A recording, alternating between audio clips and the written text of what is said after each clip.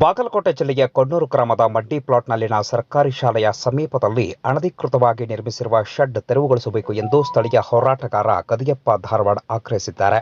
ಮಡ್ಡಿ ಪ್ಲಾಟ್ನಲ್ಲಿ ಮಾತನಾಡಿರುವ ಅವರು, ಖಾಸಗಿ ವ್ಯಕ್ತಿಗಳು ಯಾವುದೇ ಪರವಾನಗಿ ಇಲ್ಲದೆ ಶಾಲಾ ಕಾಂಪೌಂಡ್ಗೆ ಹತ್ತಿಕೊಂಡು ಹೋಟೆಲ್ ನಡೆಸ್ತಾ ಇದ್ದು, ಇದರಿಂದ ಶಾಲಾ ಆವರಣದ ಸುತ್ತಲೂ ನಿರ್ಮಾಣವಾಗಬೇಕಿದ್ದ ತಡೆಗೋಡೆ ಅರ್ಧಕ್ಕೆ ನಿಂತಿದೆ ಎಂದು ಆರೋಪಿಸಿದ್ದಾರೆ. ಜೊತೆಗೆ ಇಲ್ಲಿ ಮಾದಕ ವಸ್ತುಗಳ ಮಾರಾಟ ಕೂಡ ನಡೆಯುತ್ತಿದ್ದು, ತಡೆಗೋಡೆ ಇರಲಾರದೆ ಇರುವುದರಿಂದ ಸಂಜೆಯಾದರೆ ಶಾಲಾ ಆವರಣ ಅನೈತಿಕ ಚಟುವಟಿಕೆಗಳ ತಾಣವಾಗುತ್ತಿದೆ ಎಂದು ಆರೋಪಿಸಿದ್ದಾರೆ. ತಡೆಗೋಡೆ ನಿರ್ಮಾಣಕ್ಕೆ ಸರ್ಕಾರದಿಂದ ಬಂದ 18 ಲಕ್ಷ ಅನುದಾನ ಸಮರ್ಪಕವಾಗಿ ಬಳಕೆ ಆಗದೆ ವಾಪಸ್ ಹೋಗುವುದು. ಹೀಗಾಗಿ ಸಂಬಂಧಪಟ್ಟ ಅಧಿಕಾರಿಗಳು ಕೂಡಲೇ ಕ್ರಮ ಜರುಗಿಸಬೇಕೆಂದು ಒತ್ತಾಯಿಸಿದ್ದಾರೆ. ಇಲ್ಲವಾದಲ್ಲಿ ಜಿಲ್ಲಾಡಳಿತಕ್ಕೆ ಮುತ್ತಿಗೆ ಹಾಕುವ ಎಚ್ಚರಿಕೆಯನ್ನು ನೀಡಿದ್ದಾರೆ. ನಮಸ್ಕಾರ. ಇದು ಕೊಣ್ಣೂರು ಗ್ರಾಮದ ಮಡ್ಡಿ ಪ್ಲಾಟ್ನಲ್ಲಿ ಇರ್ತಕ್ಕಂಥ ಸರ್ಕಾರಿ ಪ್ರಾಥಮಿಕ ಶಾಲೆ. ಈ ಶಾಲೆಯ ಆವರಣದಲ್ಲಿ ಈಗಾಗಲೇ ಈ ಶಾಲೆಗೆ ಮೂಲಭೂತ ಸೌಕರ್ಯಗಳು ಇರಲಿಲ್ಲ ಪೈಲೆ. ಅದಕ್ಕೆ ಗ್ರಾಮ ಪಂಚಾಯಿತಿಯಿಂದ ಈಗಾಗಲೇ ನಾವು ಕುಡಿಯುವ ನೀರಿನ ವ್ಯವಸ್ಥೆ ಮಾಡಿದ್ವಿ. ಹಾಗೂ ಈ ಶಾಲೆಗೆ ಸುತ್ತಮುತ್ತಲು ಇರತಕ್ಕಂಥ ಶಾಲಾ ಕಾಂಪೌಂಡನ್ನು ಸುಮಾರು 18 ಲಕ್ಷಗಳ ಅನುದಾನವನ್ನು ಇವತ್ತು ಶಾಲೆಗೆ ಕೊಟ್ಟಿವಿ ನಾವು. ಈ ಶಾಲೆ ಕೊಟ್ಟರೆ ಸುಮಾರು 2 ವರ್ಷಗಳಿಂದ ಈ ಶಾಲೆ ಕಾಂಪೌಂಡು ತಡೆಗೋಡೆ ಅರ್ಧೋಟಕ್ಕೆ ನಿಂತು ಹೋಗಿತ್ತು.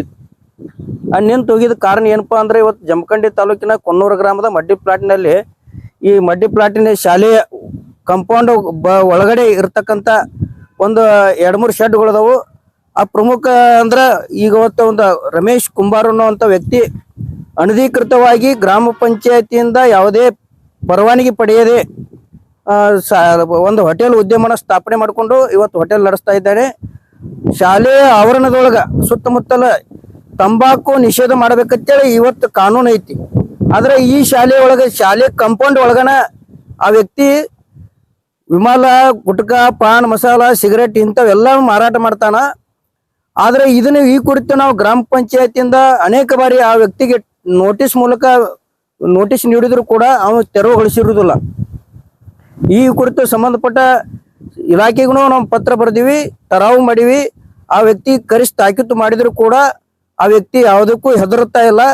ಅದಕ್ಕೆ ಈ ವ್ಯಕ್ತಿ ಇರ್ತಕ್ಕಂಥ ವ್ಯಕ್ತಿಯನ್ನ ಕಾನೂನು ಪ್ರಕಾರ ಯಾವ ರೀತಿ ಕ್ರಮ ಕೈಗೊಳ್ಳಬೇಕು, ತಾಲೂಕು ಆಡಳಿತದವ್ರ ಕ್ರಮ ಕೈಗೊಳ್ಳಬೇಕು.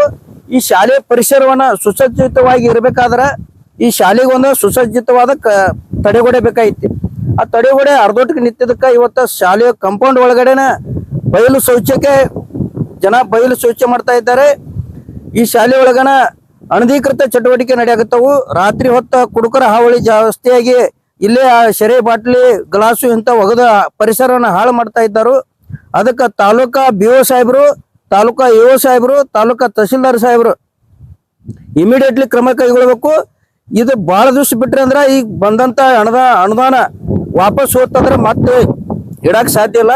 ಆ ಕಾರಣಕ್ಕಾಗಿ ನಾವು ತಾಲೂಕು ಆಡಳಿತದವರಿಗೂ, ತಾಲೂಕಾ ತಹಸೀಲ್ದಾರ್ ಸಾಹೇಬ್ರಿಗೂ ಮತ್ತು BO ಸಾಹೇಬ್ರಿಗೂ ವಿನಂತಿ ಮಾಡ್ಕೋದು ಏನಂದ್ರೆ, ತಕ್ಷಣ ಕ್ರಮ ಕೈಗೊಳ್ರಿ ಅಂತೇಳಿ ವಿನಂತಿ ಮಾಡ್ಕೊಳಾಗ್ತೀವಿ ನಾವು. ಒಂದ್ ವೇಳೆ ನೀವು ಕ್ರಮ ಕೈಗೊಳ್ಳದ ಲೇಟ್ ಮಾಡಿದ್ರೆ ನಾವು ಜಿಲ್ಲಾಡಳಿತಕ್ಕನ ಮುತ್ತಿಗೆ ಹಾಕ್ಬೇಕು ಅನ್ನೋದು ಈ ಗ್ರಾಮಸ್ಥರು, ಇಲ್ಲಿ ಇರ್ತಕ್ಕಂಥ ಎಲ್ಲ ಗ್ರಾಮಸ್ಥರು ತೀರ್ಮಾನ ಆಗೈತಿ. ಯಾವ ವ್ಯಕ್ತಿಯನ್ನ ನೀವು ರಕ್ಷಣೆ ಮಾಡಾಕತ್ತೀರಿ, ಯಾವ ವ್ಯಕ್ತಿಯನ್ನು ನೋಡಿ ನೀವು ಇವತ್ತು ಆ ಹೋಟೆಲನ್ನ ಶಾಲಾ ಕಾಂಪೌಂಡ್ದೊಳಗೆ ಇಡಾಕತ್ತೀರಿ, ಅದನ್ನ ನಾವು ಇವತ್ತು ಜನರಿಗೆ ಗೊತ್ತಾಗಬೇಕಾಗಿತ್ತು ಈ ವಿಷಯ ಐತಿ. ಅದಕ್ಕೆ ನಾವು ಈ ಮೀಡಿಯಾ ಮೂಲಕ ನಾವು ವಿನಂತಿ ಮಾಡ್ಕೋದಿಷ್ಟ, ಯಾವ್ದೇ ಮುಲಾಜಿಲ್ಲದನ ಆ ಹೋಟೆಲ್ಗಳನ್ನ ಈ ಶಾಲೆ ಕಾಂಪೌಂಡ್ ಒಳಗೆ ಇರ್ತಕ್ಕಂಥ ಎಲ್ಲಾ ಶೆಡ್ಗಳು ಆ ಹೋಟೆಲ್ ತೆರವುಗೊಳಿಸಬೇಕು, ಶಾಲಾ ಪರಿಸರ ಕಾಪಾಡಬೇಕಂತೇಳಿ ಈ ಮೂಲಕ ನಾವು ವಿನಂತಿಸ್ತೀವಿ.